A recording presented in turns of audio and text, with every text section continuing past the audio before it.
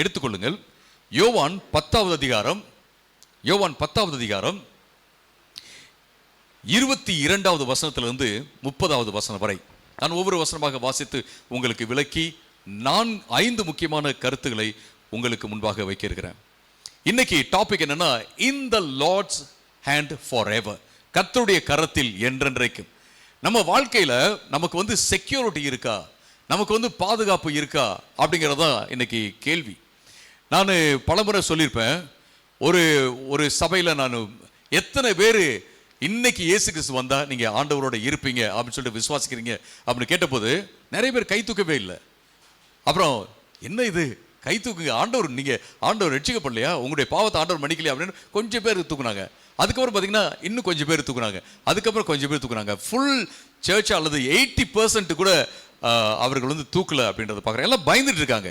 என்ன பயம் அப்படின்னா, நம்ம போவோமா அப்படிங்கிற பயம்தான். ஆண்டவர் நம்ம போவோமா அப்படிங்கிறது.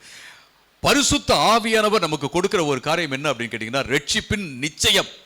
அது மட்டுமல்ல, ரட்சிப்பின் சந்தோஷம். நான் ஆண்டவருக்குள்ள இருக்கிறேன் அப்படிங்கிற நிச்சயத்தை பரிசுத்த ஆவியானவர் கொடுக்கிறார். ஆண்டவருக்குள்ள இருக்கிற அந்த வாழ்க்கையினுடைய மகிழ்ச்சியை நமக்கு ஆண்டவர் கொடுக்கிறார். என்னைக்கு உங்களுக்கு அந்த நிச்சயம் இல்லையோ, something wrong with you. Maybe உங்களுடைய கருத்து உருவாக்கத்துல அது தவறாக இருக்கலாம் ஒன்று, அல்லது ஒருவேளை பின்மாற்றத்தில் போயிட்டு இருக்கலாம், அல்லது தேக்க நிலையை அடைஞ்சிருக்கலாம், அந்த அன்பை அனுபவிக்காம இருக்கலாம். இது எப்படின்னு கேட்டீங்கன்னா, மேரேஜ் பண்ணதுக்கு அப்புறம் கொஞ்ச நாள் கழிச்சு அப்படியே கோல்ட் ஆயிட்டு அதை என்ஜாய் பண்ணாம போயிடுறாங்கல்ல, அது போல அது ஒவ்வொரு நாளும் என்ஜாய் பண்ணாம, ஒவ்வொரு நாளும் அவர்கள் தங்களுடைய கணவன் மீது வைத்திருக்கிற, மனைவி மீது வைத்திருக்கிற காதலில் வளராமல் அவர்கள் அப்படியே என்னத்த ஃபோன் பண்ணி என்னது ஒன்று ஒய்ஃப் ஃபோன் பண்ணாங்கன்னா அப்புறம் பார்த்துக்கலாம் அப்படின்னு சொல்ற மாதிரி என்னது ஒரு ஒரு சந்தோஷம் இல்லாம போயிடுச்சுன்னு வச்சுங்களா, சம்திங் ராங் அப்படின்னு அர்த்தம். அதே போலதான் திருமண வாழ்க்கையில எப்படி கணவனை பார்த்தால் மனைவியை பார்த்தால் சந்தோஷம் இல்லையோ, இல்லாம போறதுக்கு வாய்ப்பு இருக்கோ, அதே போல இங்கேயும் அந்த மாதிரி வாய்ப்பு இருக்கு.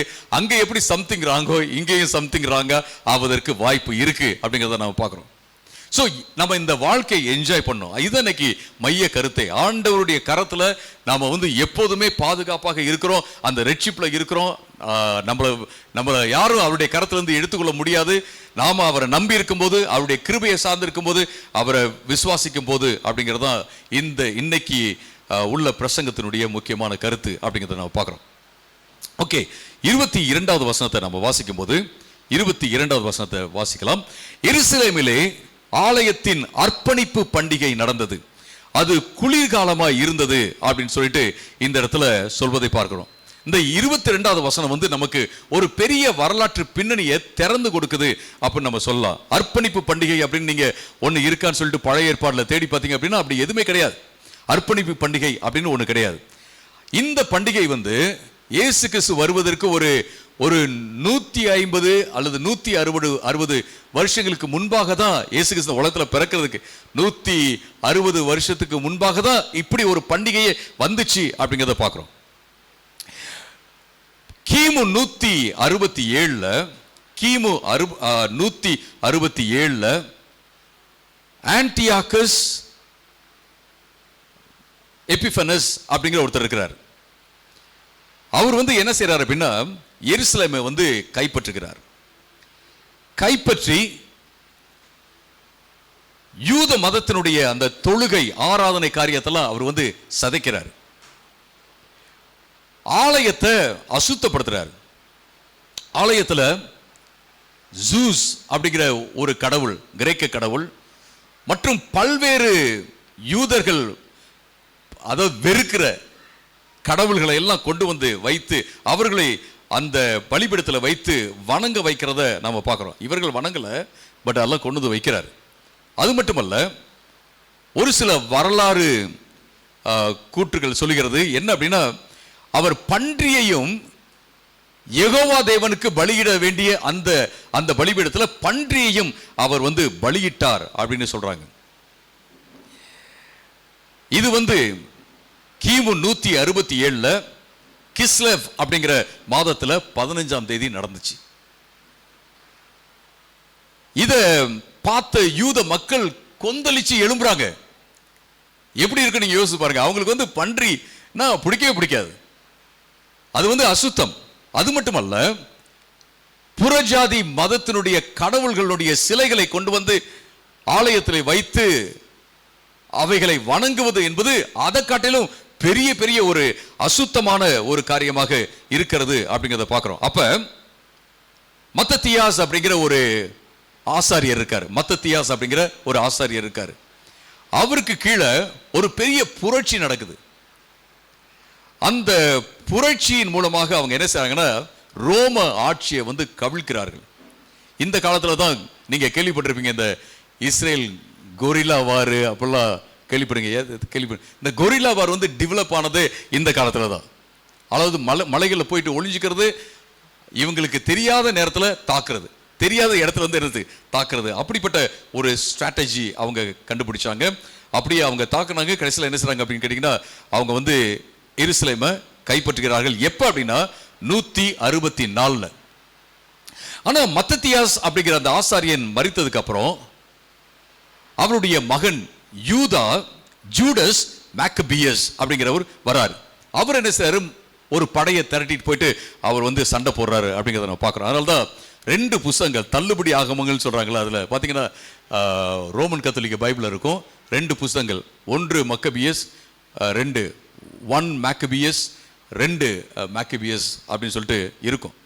ஸோ இந்த வரலாறெல்லாம் அந்த புஸ்தகங்கள் சொல்கிறது அப்படிங்கிறத நம்ம பார்க்குறோம். ஸோ 164 இந்த எருசலேமை அவங்க கைப்பற்றி விடுகிறார்கள், ஆலயத்தை சுத்தப்படுத்துறாங்க. அதுக்கப்புறம் கிஸ்லேவ் மாதத்தில் 164வது ஆண்டுல ஆண்டவருக்கு மீண்டுமாக என்ன செய்றாங்க, அந்த ஆலயத்தை அவங்க பிரதிஷ்டை பண்றாங்க.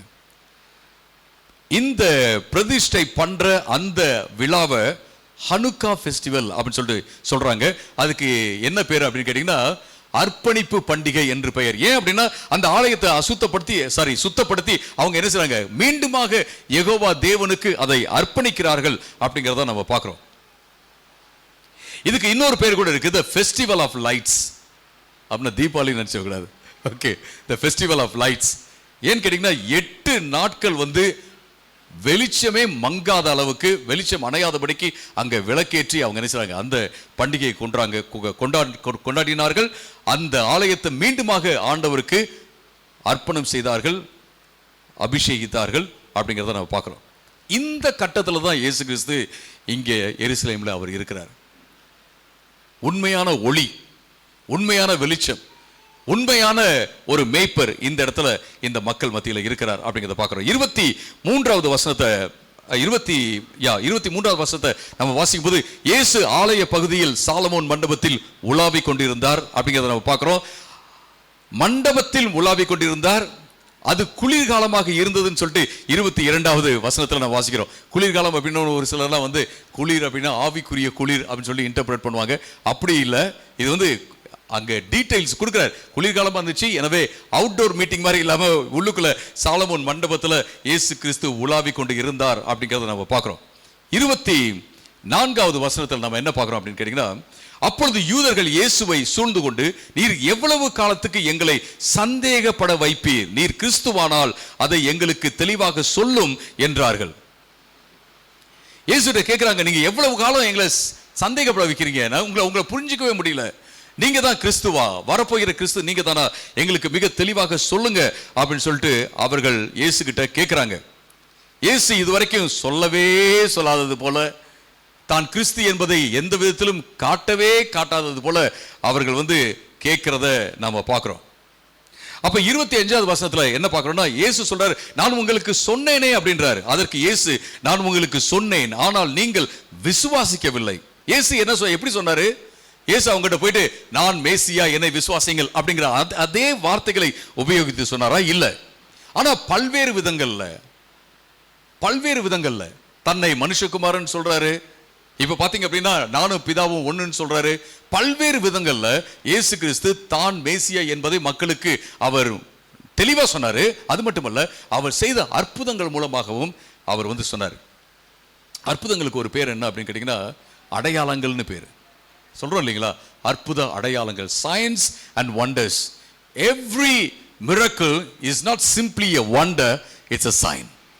ஒவ்வொரு அற்புதமும் பார்த்தீங்க அப்படின்னா இது வந்து ஒரு என்ன சொன்னேன், அதிசயம் மட்டுமல்ல, இது வந்து அடையாளம். எதற்கு அடையாளம்? எதை காண்பிக்கிறது? ஒவ்வொரு அற்புதமும் தேவன் எவ்வளவு பெரியவர் என்பதையும், எவ்வளவு அன்பு செலுத்துகிறவர் என்பதையும், தேவனுடைய ஒவ்வொரு குணாதிசயத்தையும் அது காண்பிக்கிறது அப்படிங்கிறத பார்க்க. நம்ம அற்புதத்தை கண்டுட்டு நம்ம அப்படியே விட்டுறக்கூடாது. சிலர்லாம் வந்து அற்புதத்தை கண்டுட்டு அப்படியே விட்டுறாங்க.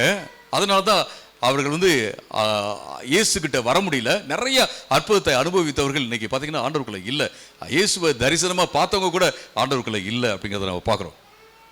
ஸோ இந்த இடத்துல இதை நம்ம புரிஞ்சுக்கணும். இயேசு பல்வேறு விதங்களில் தன்னுடைய கிரியையின் மூலமாக, அற்புத அடையாளங்கள் மூலமாக, தன்னுடைய உபதேசத்தின் மூலமாக அவர் வந்து தான் மேசியா என்பதை அவர் மிக தெளிவாக மக்களுக்கு சொல்கிறார் அப்படிங்கிறத நம்ம பார்க்குறோம். ஆனால் ஏன் இயேசு இப்படி சொல்ல, நான் மேசியா என்னது நான் தான் வர வேண்டிய நபர் அப்படின்னு மேசியான்னு ஏன் சொல்ல அப்படின்னா, இப்போ நீங்கள் பார்த்தீங்க அப்படின்னா, இப்போ இந்த பண்டிகை இருக்குல்ல, இப்போ நம்ம பார்க்குறோம்ல இந்த கான்டெக்ட்ல, அந்த பண்டிகை வந்து ஒரு ரிலீஜியஸ் பண்டிகை மட்டும் இல்லை, அது பொலிட்டிக்கல் ஃபெஸ்டிவல்னு அர்த்தம். ஏன்னா சண்டை போட்டு அவங்க எருசலேமை மீண்டும் கைப்பற்றின அந்த காரியத்தை அது காண்பிக்கிறது. இப்போ மீண்டுமாக யாரு ஆட்சி பண்றாங்க அப்படின்னா ரோமர்கள் தான்.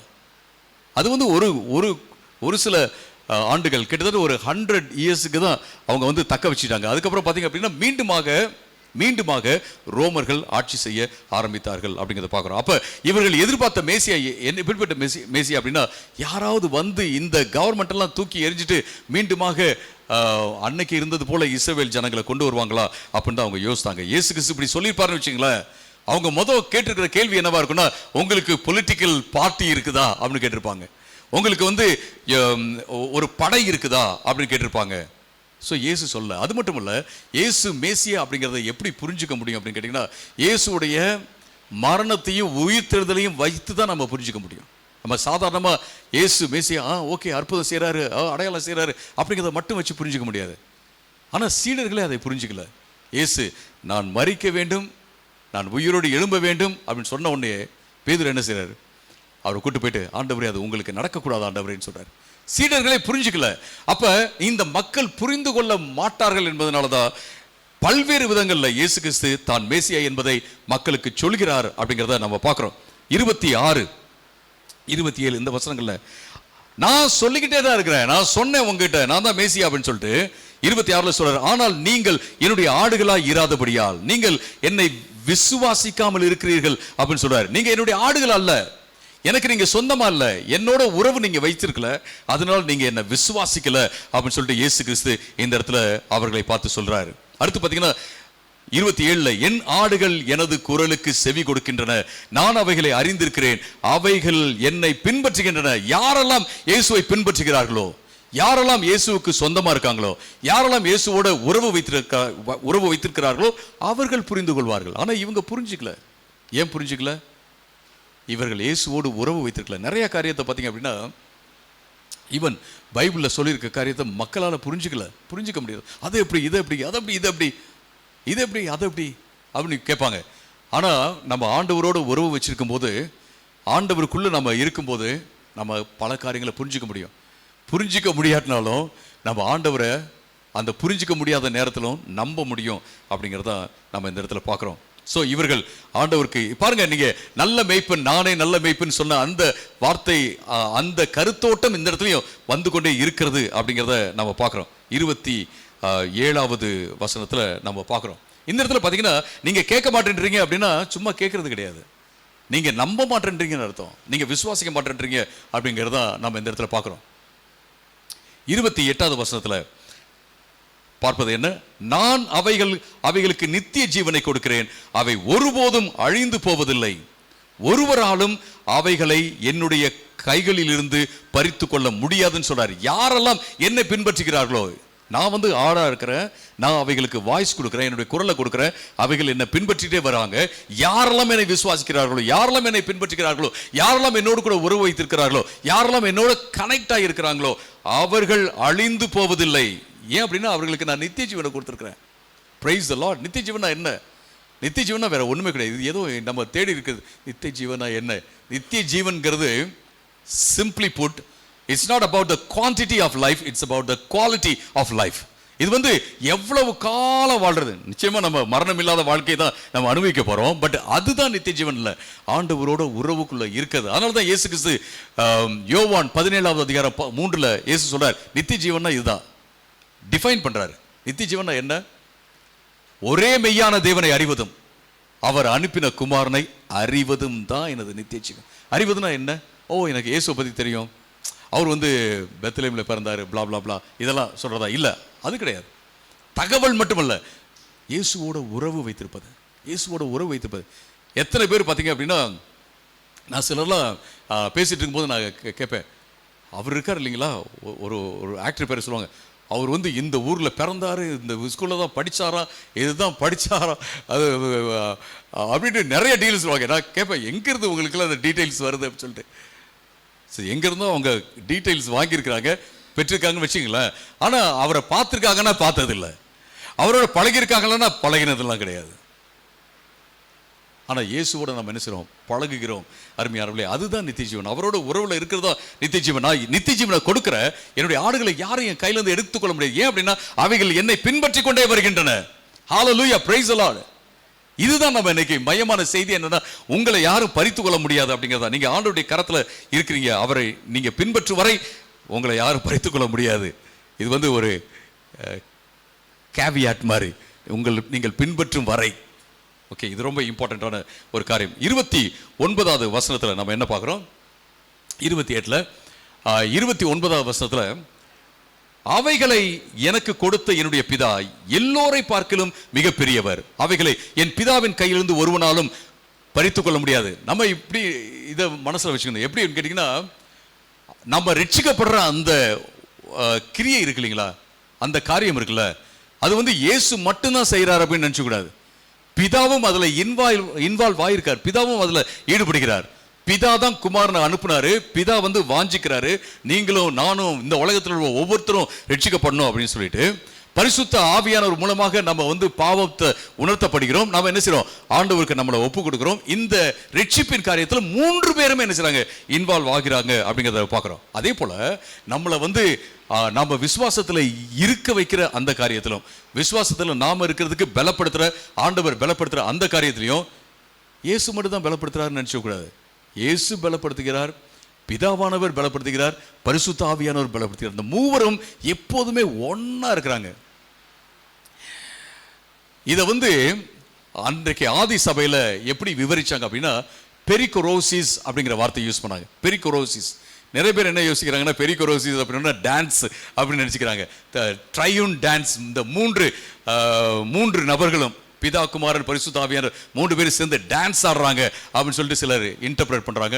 அது வந்து அதாவது கிரேக்க மொழி வந்து சில வேளை ட்ரிக்கியான ஒரு லாங்குவேஜ். ஒரே வார்த்தை, ஒரு சவுண்டு, அதாவது சவுண்டு வந்து ஒரே மாதிரி இருக்கும், ஆனால் வேறு வார்த்தை வந்து வேற மாதிரி இருக்கும். சவுண்டு வந்து ஒரே மாதிரி இருக்கும், ஆனால் வார்த்தை வந்து அதான் அர்த்தம் வந்து வேற மாதிரி இருக்கும், வார்த்தையும் வேற மாதிரி இருக்கும்.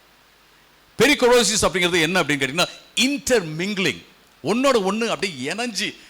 அதாவது நான் என்ன உதாரணம் கொடுப்பேன்னா, இந்த வட கயிறுன்னு சொல்லுவாங்க இல்லைங்களா, பெரிய கயிறு ஒன்று யூஸ் பண்ணுவாங்க. அது பார்த்தீங்கன்னா 3 ஸ்ட்ராண்ட்ஸை வந்து 3 கயிறுகளை ஒன்றா திரிச்சிருப்பாங்க. அதுபோல் பரிசுத்த ஆவியானவர் இங்கே இருக்கிறாருன்னா பிதா இல்லைன்னு நினச்சிக்க கூடாது. பிதாவும் இங்கே இருக்கிறாரு, குமாரன் இருக்காரு, இயேசு இருக்கிறார் அப்படின்னா ஓ பிதா இல்லை பரிசுத்த ஆவியானவர் இல்லைன்னு நினச்சக்கூடாது. நாம் என்ன செய்யலாம்? நாம இப்படி இதை மனசை வச்சுக்கணும்.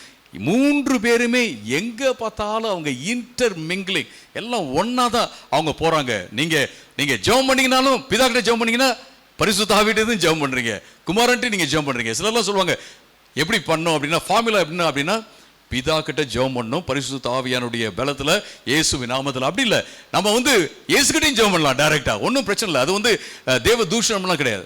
அல்லது பரிசுத்த ஆவியானவருடைய நம்ம ஜெபம் பண்ணலாம். அது வந்து எந்த ஃபார்முலாவும், நான் அடிக்கடி சொல்றது என்னன்னா, நாம இப்படிதான் ஜெபம் பண்ணணும் அப்படிங்கிறதுக்கு ஃபார்முலா கிடையாது. இன்ஃபேக்ட் நான் இது சொல்வேன், ஜெபம்னா என்னென்ன வரையறையும் பைபிள்ல வந்து தெளிவா இல்லை. ஆண்டவரோடு கூட உறவாடுவது, ஆண்டவரோடு கூட பேசுவது எல்லாமே என்ன கேட்டீங்கன்னா ஜெபம் அப்படிங்கிறத நம்ம பார்க்குறோம். அப்போ 3 பேரும் திரியேக தேவன், அவங்க இன்டர் மிங்கிலிங் எல்லா இடத்துலையுமே அவர்கள் இருக்காங்க. இந்த இடத்துல இயேசு சொல்றாரு, நானும் பிதாவும் ஒன்றே அப்படின்னு சொல்றாரு. நானும் பிதாவும் ஒன்று. இந்த இடத்துல இயேசு யூஸ் பண்ற வார்த்தை இந்த ஒன் அப்படிங்கிறதுக்கு என்ன அப்படின்னு கேட்டீங்கன்னா ஹென் அப்படிங்கிற வார்த்தை. ஹென் அப்படின்னா நாங்கள் 2 பேரும் யூனிட்டியா என்ன செய்யறோம், ஒன்னா இருக்கிறோம் அப்படின்னு சொல்லி சொல்றாரு. ஃபார் எக்ஸாம்பிள், நாம எல்லாம் ஒன்று அப்படின்னா நியூமரிக்கல் ஒன்று கிடையாது. நாம எல்லாம் ஒன்றுனா எண்ணிக்கையில் ஒன்று கிடையாது. நாம ஒரு காரியத்தில் எல்லாம் நினைச்சிருக்கோம், ஒன்னா இருக்கும். அந்த ஹென் தான் இது. நம்ம பிதாவும் குமாரனும் என்ன செய்றாங்கன்னா ஒன்றாக இருக்கிறார்கள். எதுல அப்படின்னா நம்மை அழைப்பதில், நம்ம தெரிந்து கொள்வதில், நம்மை பலப்படுத்துவதில், அவரை பின்பற்றுவதில், பின்பற்றும் காரியத்தில் பலப்படுத்துவது எல்லாத்துலேயுமே அவர்கள் 2 பேரும் இருக்காங்க. பரிசுத்த ஆவியானவர் இருக்கிறார், அதில் இருக்கிறார் அப்படிங்கிறத நம்ம பார்க்குறோம். இது ரொம்ப ரொம்ப முக்கியமானவர். பிதா குமாரன் அல்ல, குமாரன் பிதா அல்ல, பிதாவும் குமாரனும் பரிசுத்த ஆவியானவர் அல்ல. எல்லாமே டிஸ்டிங்க்ட் பர்சன்ஸ். 3 பேருமே வித்தியாசமான நபர்கள், ஆனால் ஒரே தேவன். இதை எப்படி நம்ம புரிஞ்சுக்கிறது? ஏதாவது லாஜிக் இருக்கா அப்படின்னு கேட்டிங்கன்னா, சிலர்லாம் லாஜிக்லாம் யூஸ் பண்ணுவாங்க. என்ன லாஜிக் யூஸ் பண்ணுவாங்க அப்படின்னு கேட்டிங்கன்னா, உதாரணத்துக்கு நான் வந்து ஜோசப், ஆனால் நான் வந்து என்னுடைய ஒய்ஃபுக்கு ஹஸ்பண்ட், அப்புறம் சர்ச்சில் வந்து பாஸ்டர், என்னுடைய பிள்ளைங்களுக்கு வந்து அப்பா அப்படிங்கிற உதாரணம் சொல்லுவாங்க. நிறைய பேர் இதை தான் யூஸ் பண்ணுறாங்க. ஆனால் அன்றைக்கு இருந்த கள்ள போதனைகள் யூஸ் பண்ண ஒரு உதாரணம் தான் இது. திருத்துவம் அப்படிங்கிறத நம்ம எப்படி புரிஞ்சுக்கணும் அப்படின்னா, பைபிள்ல இருந்து 3 வித்தியாசமான நபர்கள், ஒரே எசன்ஸ், ஒரே தன்மை. அது என்னன்னா தேவன் தேவன் தேவன் ஒரே தன்மை தான், ஆனா 3 வித்தியாசமான நபர்கள். இதுல நீங்க பாத்தீங்க அப்படின்னு கேட்டீங்கன்னா 3 வித்தியாசமான நபர்கள் கிடையாது, ஒரே நபர் தான், ஆனா 3 வித்தியாசமான பங்குகள். இதுக்கு பேரு, அன்றைக்கு இருந்த அந்த கள்ள போதனைக்கு பேர் என்னன்னு கேட்டீங்கன்னா மோடலிசம். மோடுனா என்ன சொல்லுங்க பார்க்கலாம். மோடுனா எப்படி நம்ம ஃபங்க்ஷன் ஆகிறோம் அப்படின்றது. ஒரே நபர் தான், வித்தியாசமாக இங்கே வந்து பிதாவாக ஃபங்க்ஷன் ஆகிறாரு, இங்கே குமாரனா ஃபங்க்ஷன் ஆகிறாரு, இங்கே பரிசுத்த ஆவியானவராக ஃபங்க்ஷன் ஆகிறாரு. இது வந்து இட்ஸ் அ ஹெரசி. இன்னைக்கு பார்த்தீங்கன்னா ஜீசஸ் ஒன்லி ஆட்கள் வந்து இந்த ஹெரசி தான் ஃபாலோ பண்ணுறாங்க. ஃபார் எக்ஸாம்பிள், பல வருஷத்துக்கு முன்பாக நான் பெங்களூரில் ஒரு சர்ச்சில் வந்து போதனைகள் நான் கொடுத்துருந்தேன். ஒரு சின்ன ப்ரோக்ராம் நான் பண்ணிட்டு இருந்தேன், ட்ரைனிங் ப்ரோக்ராம் நடத்திட்டு இருந்தேன். அப்போ ஒரு பாஸ்டர் வந்தார், கிருஷ்ணகிரியிலேருந்து ஒரு பாஸ்டர் வந்தார். வெள்ளையாக தான் சட்டை போட்டிருந்தார். அப்போ அவங்க சொன்னாங்க, இவர் வந்து பாஸ்டர் இங்கே டீச் பண்ணுறாரு அப்படின்னு. அவர் சொன்னார், நான் வந்து எந்த டீச்சிங்கும் நான் போகிறதில்ல, நான் வந்து நேராக பரிசுத்த ஆவியானவர்கிட்ட இருந்து தான் எல்லாத்தையும் நான் கற்றுக்கொள்வேன் அப்படின்னு அவர் சொல்லிட்டார். சரி, ஓகே. இப்போ நாங்கள் எல்லாம் சாப்பிட போகிறோம், காலையில் சாப்பிட்டுட்டு இருக்கிறோம். அப்போ அவர் சொன்னார், ஒரு விஷயத்தை அவர் சொன்னார். அவங்க சர்ச்சில் ஒரு யங் கப்புளை கொண்டு வந்து அவங்களுக்கு ஆண்டவரை பற்றி சொல்லி அவங்கள வளர்த்து, அப்புறம் அவங்க அம்மா அப்பாவெல்லாம் ஆண்டவர்களை கொண்டு வந்து, அதுக்கப்புறம் அவங்களுடைய பிள்ளைகளுக்கு வந்து பேர் வச்சு அவங்க வந்து இப்போ டீனேஜராக மாறிட்டாங்க. அந்த அளவுக்கு ஒரு குடும்பம், கிட்டத்தட்ட ஒரு 10 பேரை ஆண்டவருக்குள்ள அவர் கொண்டு வந்து ஆண்டவருக்குள்ள வளர்த்து வந்திருக்கிறார். ஜீசஸ் ஒன்லின்னு ஒரு குரூப் இருக்கு. அவங்க என்ன செய்றாங்க அப்படின்னா, இவங்களை சந்திக்கிறாங்க. சந்திச்சு அவங்ககிட்ட சொல்றாங்க, இயேசுதான் என்னது அப்பா, இயேசுதான் குமாரன், இயேசுதான் பரிசுத்த ஆவியானவர். இது வந்து ஹெரசி, இது வந்து கள்ள போதனை. எங்க இருந்துச்சு அப்படின்னா, பழைய சர்ச் ஹிஸ்டரி நீங்க பாத்தீங்கன்னா இதுக்கு மோடலிசம் போட்டு பாருங்க கூகுள்ல, உங்களுக்கு தெரியும் மோடலிசம் அப்படின்னு சொன்னாங்க. அப்ப இவங்க சொன்னாங்க, இல்ல அப்படி சொல்றது இல்ல எங்க பாஸ்டர். இல்ல, ஒண்ணும் இல்ல, இந்த வாரம் நீங்க சர்ச்சுக்கு போங்க, ஏசப்பான்னு சொல்றாரான்னு பாருங்க உங்க பாஸ்டர் அப்படின்னாங்க. ஓ அப்படியா, சரி இந்த வாரம் நான் போய் செக் பண்றேன். ஏன்னா நம்ம பெந்தகோஸ்தே ஆட்களுக்கு இறையெல்லாம் வந்து தூக்கி தூர போட்டுறது, இறையல் கருத்தாலும் தூக்கி தூர போட்டுறது. என்னப்ப இஷ்டம் போல ஒருத்தர் என்கிட்ட கேட்டார், ஐயப்பான்னு சொல்றேன், ஏசப்பான்னு சொன்னாதானே அஃபெக்ஷனேட்டா, அதனால நம்ம நரகத்துக்கு போவோமா? இல்ல. அதனால நம்ம ஆண்டவர் வந்து தண்டிப்பாரா? இல்ல. நம்ம ஜெபம் வந்து கேட்கப்படாம போகுமா? அதெல்லாம் கிடையாது. ஆனா அடுத்த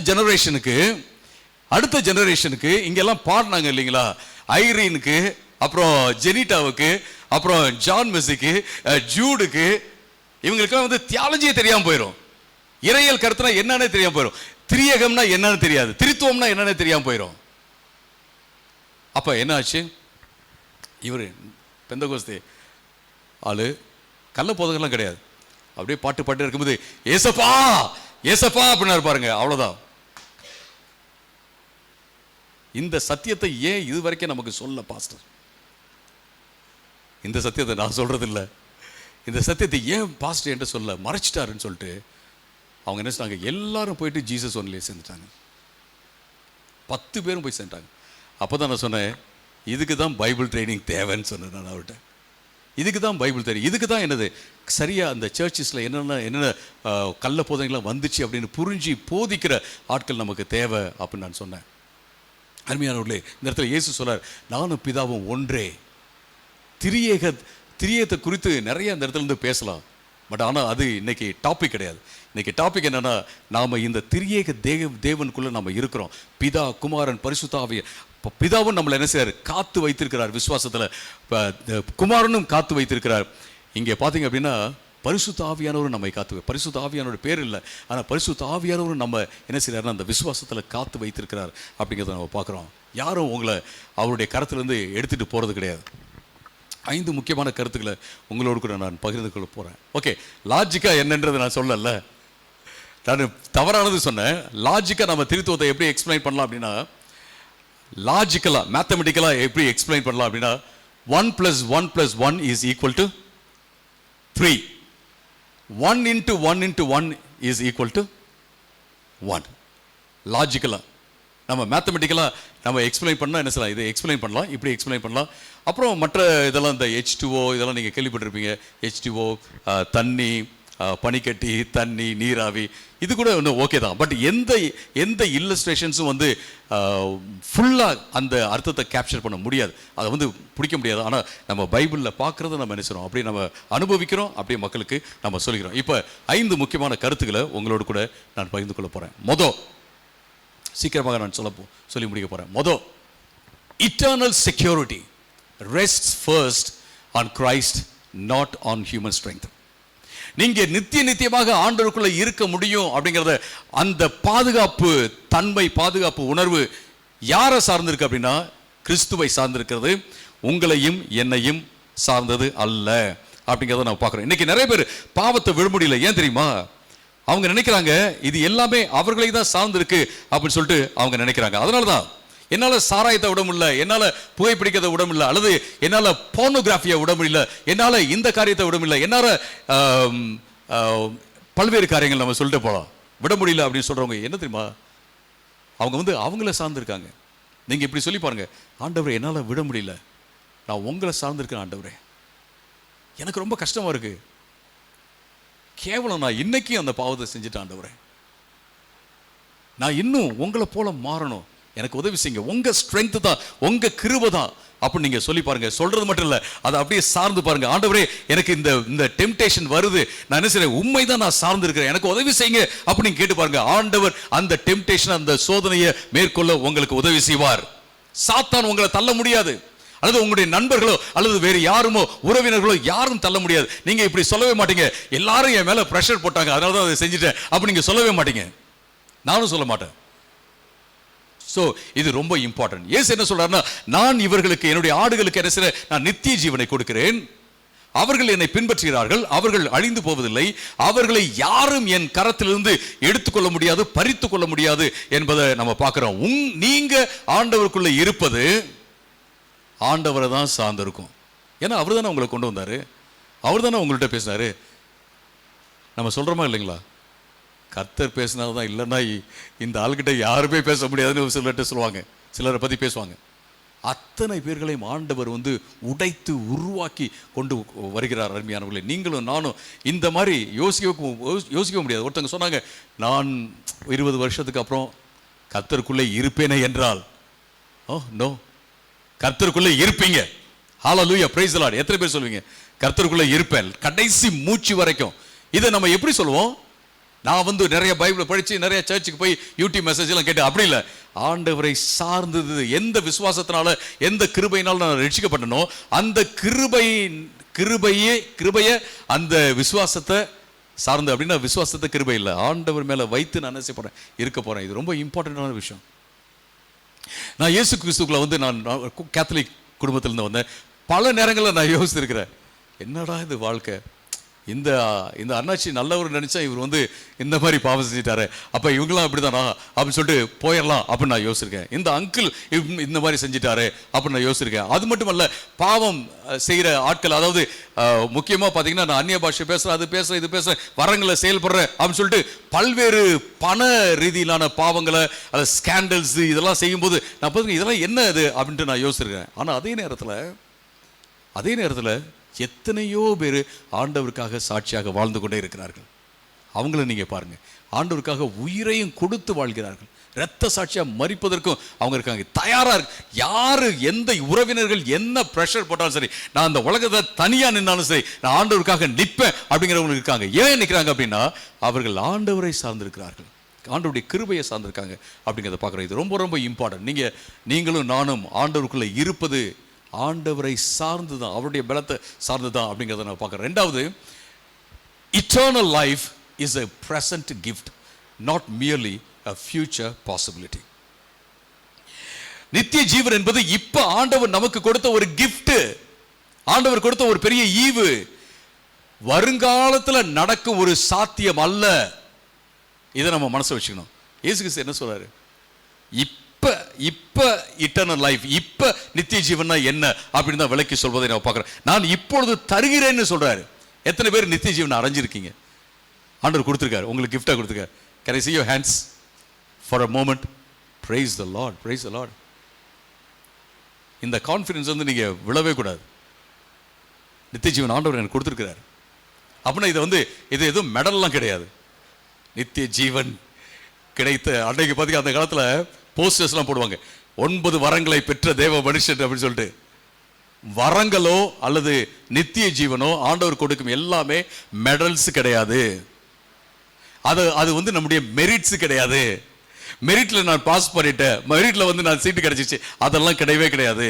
இது எல்லாமே ஈவுகள், எல்லாமே வரங்கள். இதை நான் புரிஞ்சுக்கவே முடியல.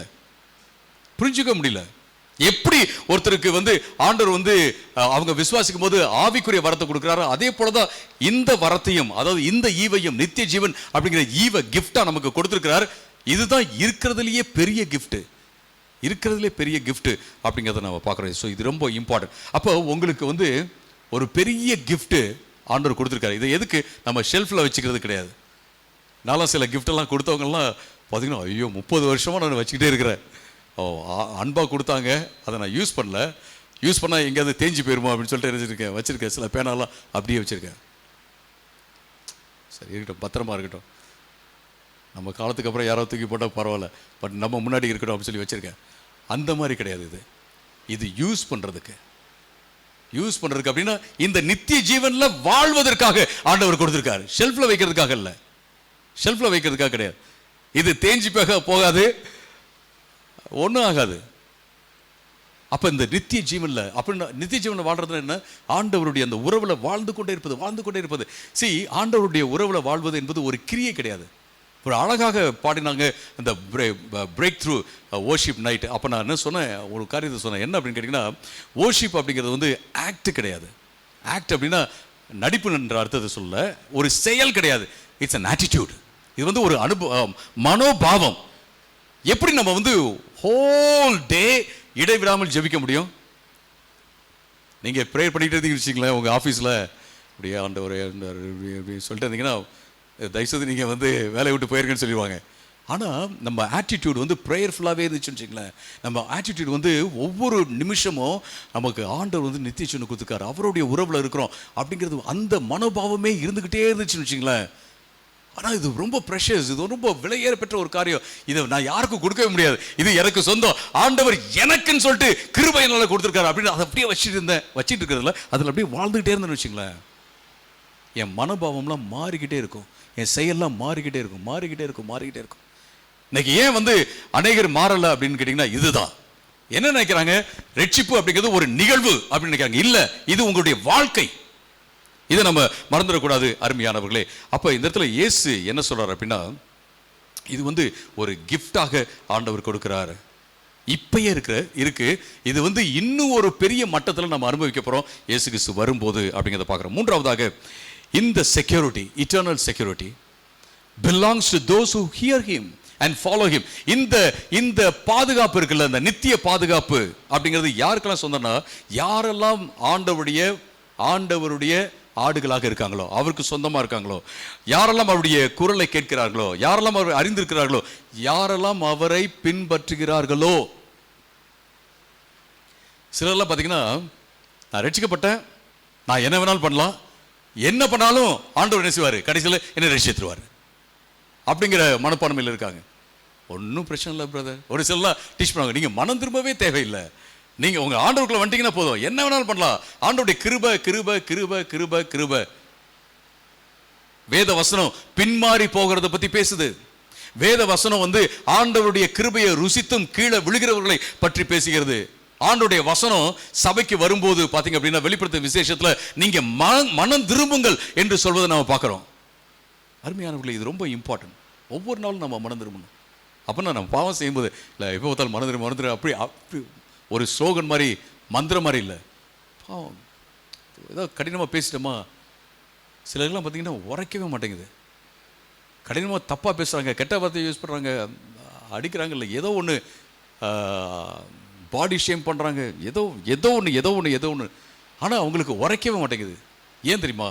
குத்தவே மாட்டேங்குது. ஏன் தெரியுமா? அவங்க நித்திய ஜீவனில் வாழ்றதில்லை, நித்திய ஜீவனில். அதனால தான் நான் எப்பயுமே சொல்வேன், a true Christian doesn't need a revival because he lives in revival every day. இது நான் சொல்ல, டேவிட் வில்கர்சன் சொல்றாரு. ஒரு உண்மையான கிறிஸ்தவன் ஒரு எழுப்புதல் கூட்டத்துக்காக காத்துக்கிட்டு இருக்க மாட்டான். ஒரு உண்மையான கிறிஸ்தவன் எழுப்புதலுக்காக காத்துட்டு இருக்க மாட்டான். அவன் ஒவ்வொரு நாளும் எழுப்புதலில் வாழ்வான். ஹalleluya, praise the Lord. இது ரொம்ப ஏன் சிலருக்குலாம் குத்தல? அவர்கள் ஆண்டவருக்குள்ள அவர்கள் இல்ல, அவர்கள் இப்ப ரிலீஜியஸ் மோட்ல போயிட்டாங்க, மத மோடுல போயிட்டாங்க. நம்ம சைலண்ட் மோட்ல போடுற மாதிரி ஸ்டங் போட்டாங்க, மதம். ஓகே, மத போர்டு எல்லாமே மதம் தான். சிலர்லாம் அந்நிய பாஷை பேசுறாங்க தெரியுமா? ஏன்னா பழக்கத்தில் பேசுறாங்க. அது போல பழக்கத்தில் போயிட்டு இருக்கு. இல்ல, ஒவ்வொரு நாளும் நம்ம உணர்ந்து இட்ஸ் a beautiful life. நேற்று நம்ம டிவோஷனில் சொன்ன, ஆண்டவருக்கு ஹோலியாக இருப்பது ஜாலியான லைஃப். எத்தனை பேர் விசுவாசிக்கிறீங்க? ஹோலியாக இருக்கிறது ஜாலி, சுத்தமாக இருக்கிறது சந்தோஷம் தானே, நல்லது தானே. ஓகே, நல்ல சாப்பாடு சாப்பிட்டா நம்ம வயிறுலாம் சந்தோஷமாக இருக்குது. வயிறு சொல்லுது இல்லை, ஏதாவது ஒன்று அசிங்கமாக பார்த்தோம்னா வயிறு என்ன சொல்லுது, மைண்ட் என்ன சொல்லுது, ஏய் சாப்பிடாத. ஏன்னா வயிறு சொல்லுது, ஓ இது சாப்பிட்டீங்கன்னா அவ்வளோதான் அப்படின்னு சொல்லிட்டு, நான் சில வேளை வயிறே கேட்பேன், இது ஓகேயா, இல்லை நீ சாப்பிடாத. ஓகே, ஆனால் சில வேளை வயிறு சொன்னாலும் சாப்பிட்றேன். ஓகே, அப்போ தான் ஒய்ஃப் வராங்க, சாப்பிடாதே அப்படின்னு சொல்கிறதுக்கு. என்ன சொல்கிறேன்னா, ப்ராக்டிக்கல் லைஃப்பில் அப்படி தான், எப்படி இருக்கிற மாதிரி தான் இதுலேயும் நம்ம எப்படி யோசிச்சு பார்க்கணும், இது நமக்கு ஒத்து வருமா, இந்த ஆண்டவர் என்ன சொல்கிறார் அப்படின்னு பார்க்குறது ரொம்ப ரொம்ப முக்கியமான ஒரு காரியம். அருமையானவர்களே, அப்போ என்ன சொல்லணும், ஆண்டவர் என்ன சொல்கிறார், அவரை பின்பற்றுகிறோமா அப்படிங்கிறத ரொம்ப இம்பார்ட்டண்ட்டான விஷயம். யாரெல்லாம் அவரோட உறவில் இருக்காங்களோ அவர்களை யாரும் பிரிக்க முடியாது. பரிசேயர்கள் பிரிக்க முடியாது, எந்த கள்ள போதர்களும் பிரிக்க முடியாது, அல்லது எந்த பாவமும் பிரிக்க முடியாது அப்படிங்கிறத நம்ம பார்க்குறோம். அடுத்தது என்ன பார்க்குறோம் அப்படின்னு கேட்டிங்கன்னா, நான்காவதாக இந்த செக்யூரிட்டி நமக்கு யார் மூலமாக வருகிறது? மூன்று பேருமே பிதா, குமாரன், பரிசுத்த ஆவியானவர், மூன்று பேருமே என்ன செய்றாங்கன்னா இதை நமக்கு கொடுத்து கொண்டே இருக்கிறார்கள். நீங்க என்ன செய்யுங்க, போகும்போது நடக்கும்போது எல்லாமே ஆண்டவர் என் கூடயே இருக்கிறாரு. இதை நீங்க பிராக்டிஸ் பண்ணுங்க, இந்த வாரம் ஃபுல்லாக பிராக்டிஸ் பண்ணுங்க. ஆண்டவர் என் கூடயே இருக்காரு. ஆண்டவரே இங்கே வராதிங்க, ஆண்டவரே நான் மட்டும் போயிட்டு வந்துடுறேன்னு சொல்லிடாதீங்க. ஓகே, எந்த இடத்துக்கும் நீங்கள் என் கூடயே இருக்கீங்க, எல்லா இடத்துலையும் என் கூட இருக்கீங்க. நான் பேசும்போது, பழகும்போது, எல்லாத்தையும் சாப்பிடும்போது, எல்லா இடத்துலையுமே என் கூட இருக்கீங்க. நீங்கள் ப்ராக்டிஸ் பண்ணிட்டே இருங்க, இந்த வாரம் ஃபுல்லாக நீங்கள் ப்ராக்டிஸ் பண்ணுங்கள். அது உங்களுக்கு அப்படியே அது செகண்ட் நேச்சராக ஆயிரும். ஓ, ஆண்டவர் என் கூட இருக்கார். நான் இவங்களை எப்படி ட்ரீட் பண்ணோம், ஒரு கணத்தோடு தான் ட்ரீட் பண்ணோம். அழுக்காக இருந்தாலும் சரி, ஆண்டவர் என் கூட இருக்கார். பெருசு நான் பார்த்து பேசணும், ஆண்டவர் என் கூட இருக்கார். ஆண்டவரே நீங்க இருந்தீங்கன்றதுனால தான் பாஸ்டர் நான் விட்டேன் அப்படின்னு சிலர்லாம் சொல்லுவாங்க என்கிட்ட. ஆனா ஆண்டவர் இருக்காருன்றதை விட்டுருவாங்க. நான் இருக்கிறேனோ இல்லையோ, நீங்க மட்டும் இல்லைன்னா பாஸ்டர் நானு இல்ல, ஆண்டவர் இருக்கிறார். எப்போ பார்த்தாலும் அவர் நம்மளோட இருந்துகிட்டே இருக்கார். இது ரொம்ப இம்பார்ட்டன்ட். இந்த திரியேக தேவன், பரிசுத்த ஆவியானவர், பிதா, குமாரன் எல்லோருமே நம்மோடு கூட இருக்கிறாங்க அப்படிங்கிறப்ப, எல்லோரும் இல்லை, மூன்று பேரும் நம்மோட இருக்கிறாங்க.